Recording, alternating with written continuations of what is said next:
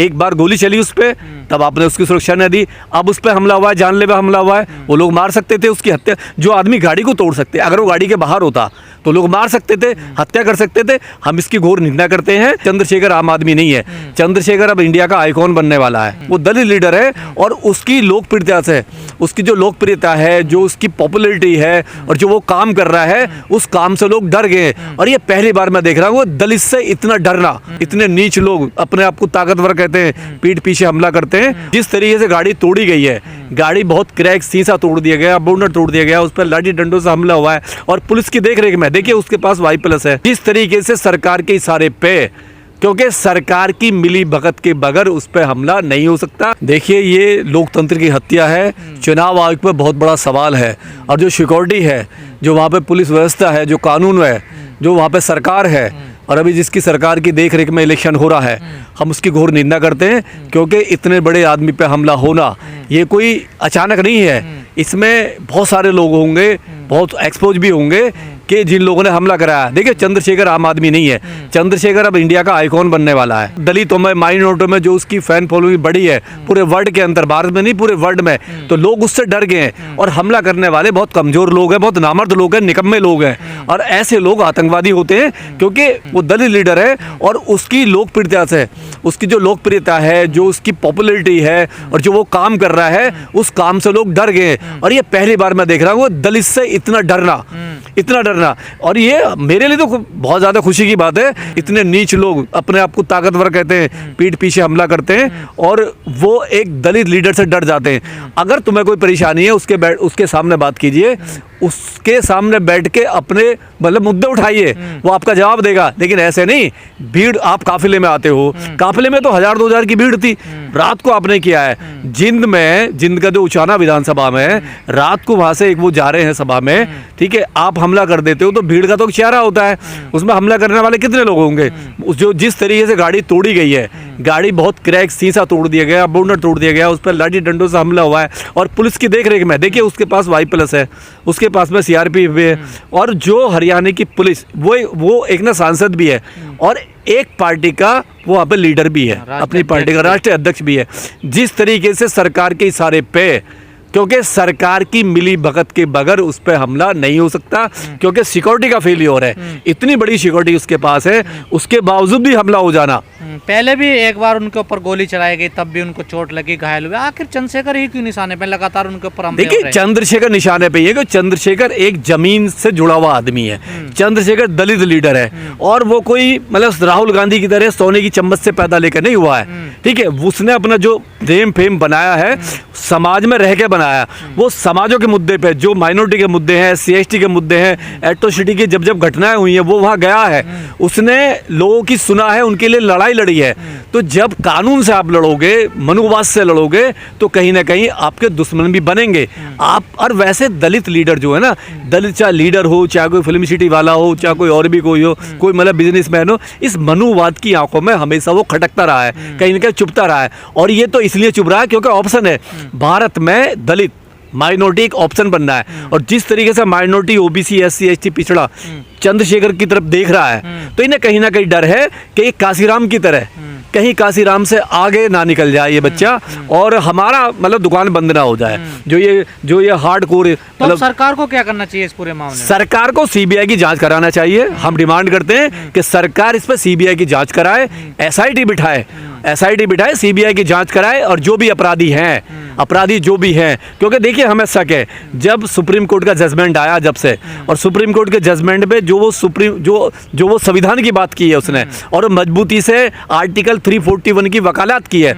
और उसने कहा है कि ये जो वर्गीकरण सुप्रीम कोर्ट ने किया है, मैं इसके सख्त खिलाफ हूँ। ये हमारे जो वाल्मीकि भाई हैं, जो हमारे SC/ST भाई हैं, उनमें दरार डालने का काम किया है। तो कुछ लोग मनुवादी जो लोग हैं, जो RSS की शाखाओं में जाते हैं, नाम के लिए दलित हैं, लेकिन RSS की शाखाओं में, और RSS के इशारे पे जो उन्होंने मतलब एक कॉन्फ्रेंस की है और चंद्रशेखर को और बहुत सारे लोगों को गालियां दी हैं, मारने की भी धमकियां दी हैं, और वो कहा है कि जी ये, तो मुझे कहीं ना कहीं शक हो सकता है कि उन लोगों का भी काम हो सकता है। कहीं ना कहीं हो सकता है, क्योंकि जो आदमी तरीके से गाजियाबाद में हुआ था, जिस तरीके से गाजियाबाद में हुआ, जिस तरीके से गाजियाबाद में हुआ है, हमला हुआ है वहाँ पे, हमने देखा हमला हुआ है, तो ये भी हो सकता है इसकी तरफ भी हमें जाना पड़ेगा। हमला जिसने भी किया हो तो आपकी सुरक्षा बढ़ा देनी चाहिए और चंद्रशेखर की। देखिए कितनी सुरक्षा चाहिए उसको, Y+ उसके पास है, CRPF है, वो तो खुद सांसद है।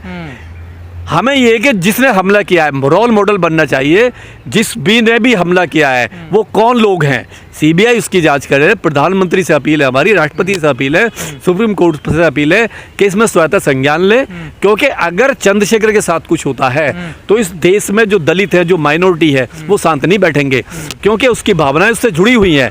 क्योंकि जो भी माइनॉरिटी SC ST OBC के लिए काम करता है उससे उसकी भावनाएं जुड़ जाती हैं और देश में एक माहौल बन जाएगा, पैनिक माहौल हो जाएगा। तो ऐसा माहौल ना बने, हम अपील करते हैं भारत सरकार से, कोर्ट से अपील करते हैं, सुप्रीम कोर्ट से, कि इसमें वो स्वतः संज्ञान ले जैसे और मामलों में लेता है, क्योंकि बहुत बड़ा मुद्दा है। सुरक्षा नहीं बढ़ा देनी चाहिए और आपको नहीं लगता? देखिए सुरक्षा बढ़ा देनी चाहिए, क्यों नहीं बढ़ा देनी चाहिए, उसको Z+ देनी चाहिए उसको। जब आप मोहन भागवत को दे सकते हो, कौन है मोहन भागवत? मोहन भागवत एक प्राइवेट संस्था का एक अध्यक्ष है, जबकि वो तो रजिस्टर्ड भी नहीं है। मोहन भागवत केवल एक प्राइवेट संस्था के अध्यक्ष है, उनको आपने Z+ दे दिया। या Z+ नहीं, प्रधानमंत्री के बराबर जो किसी देश के प्रधानमंत्री को मिलती है, जो हमारे देश के PM की सुरक्षा है, सेम सुरक्षा आपने मोहन भागवत जी को दे दी, केवल इसलिए कि किसी ने उनको जान से मारने की धमकी दी। आप धमकी के ऊपर प्रधानमंत्री वाली सुरक्षा दे सकते हो, तो यहाँ तो हमले हो रहे हैं। एक बार उस पर हमला हुआ, उस पर गोली चली, एक बार गोली चली उस पर, तब आपने उसकी सुरक्षा नहीं दी। अब उस पर हमला हुआ है, जानलेवा हमला हुआ है, वो लोग मार सकते थे, उसकी हत्या, जो आदमी गाड़ी को तोड़ सकते, अगर वो गाड़ी के बाहर होता तो लोग मार सकते थे, हत्या कर सकते थे। हम इसकी घोर निंदा करते हैं, भारत सरकार से अपील करते हैं कि जिस तरीके से आपने कंगना रनौत को Z+ है, बहुत सारे लोगों को Z+ खाली धमकी पे दे दिया है, खाली धमकी पे दे दिया है, और इस पे तो हमले हो रहे हैं। इसकी सुरक्षा बढ़ी जाए, और जो Z+ है और जो मोहन भागवत वाली है, जो और भी जो लोग हैं, ऐसी इसको ना सुरक्षा दी जाए। तो क्या चंद्रशेखर का बढ़ता कद को देखते हुए इस प्रकार की घटनाएं हो रही हैं उसके साथ? डेफिनेट है। देखिए जब कोई ताकतवर होता है तो उसके दुश्मन भी होते हैं। कमजोर से कोई नहीं डरता, कमजोर को तो कोई लोगों को छुएगा भी नहीं। बहुत सारे प्रत्याशी है वहाँ पे, बहुत सारी पार्टियां इलेक्शन लड़ रही है, नेम फेम किसके साथ है, मजबूत कौन है? मजबूत ये कि जो चंद्रशेखर जिस तरीके से वहाँ पे गठबंधन किया है और जिस तरीके से भीम आर्मी वहाँ काम कर रही है, आजाद समाज पार्टी काम कर रही है, कहीं ना कहीं जो वहाँ की लॉबी है उसको डर हुआ है कि ये राजस्थान, ये हरियाणा में कहाँ से आ गया।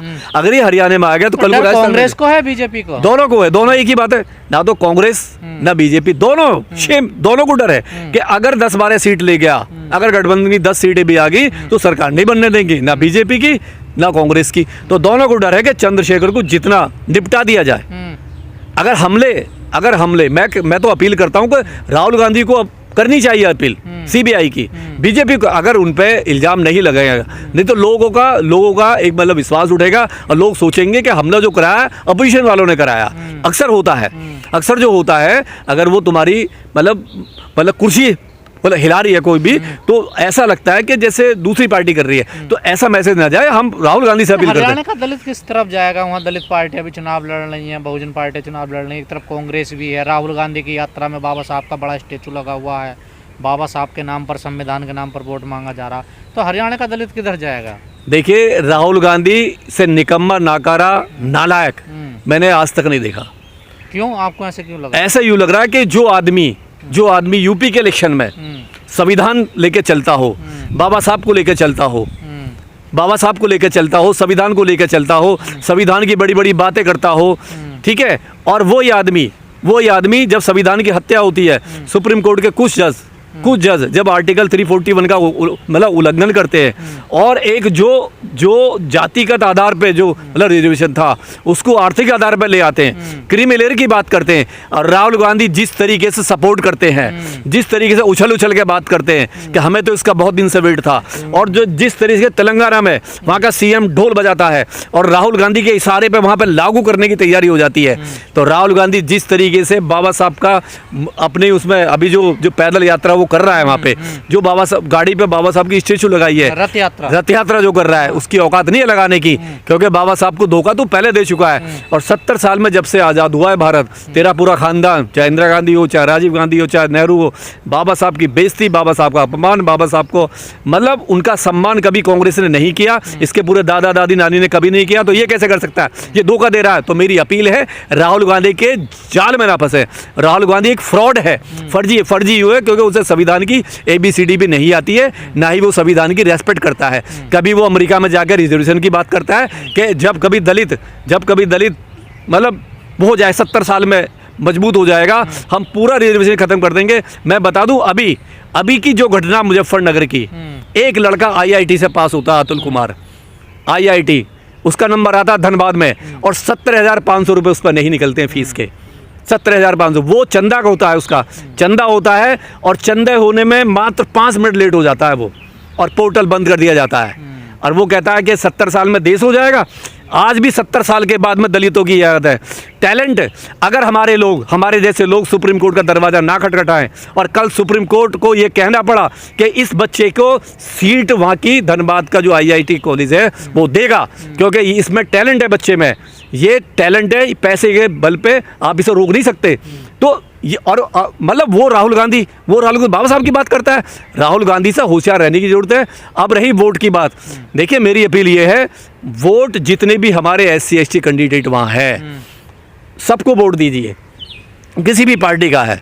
जीतने के बाद में आप ट्राई कीजिए, बार्गेनिंग कीजिए कि CM हमारा ही होगा, चाहे आज़ाद समाज पार्टी का हो, चाहे BJP का हो, चाहे कांग्रेस का हो। आप इस तरीके से करें, एक झुंड बना लें, और जितनी भी 20-30 जो भी सीटें आए, वो इस दम पे किसी को समर्थन करें कि CM हमारा होगा।